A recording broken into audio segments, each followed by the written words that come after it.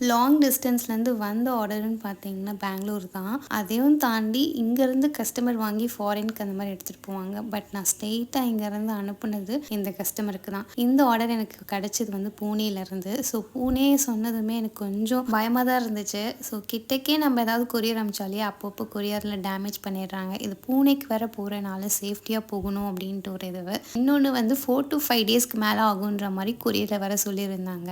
அவங்க ஃபஸ்ட் எங்கிட்ட கேட்டது முட்டை மிட்டாயும் கிண்டர் பிளாண்டியும் தான் கேட்டாங்க. அதுக்கு ப்ரைஸ் எல்லாம் சொன்னதுமே பே பண்ணிட்டாங்க. பட் 4 to 5 டேஸ்க்கு மேலே போகும் அப்படின்னோடனே எனக்கு பயம் வந்துடுச்சு. முட்டை மிட்டாய் தாங்குமா அப்படின்ட்டு.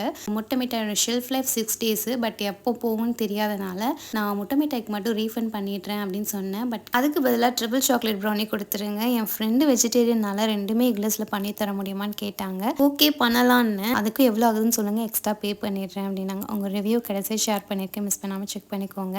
நான் எக்ஸ்பெக்ட் பண்ணாத ஒன்று 3rd டேலேயே கொரியர் போய் அவங்களுக்கு சேஃப்டியாக சேர்ந்தது தான். பாய்.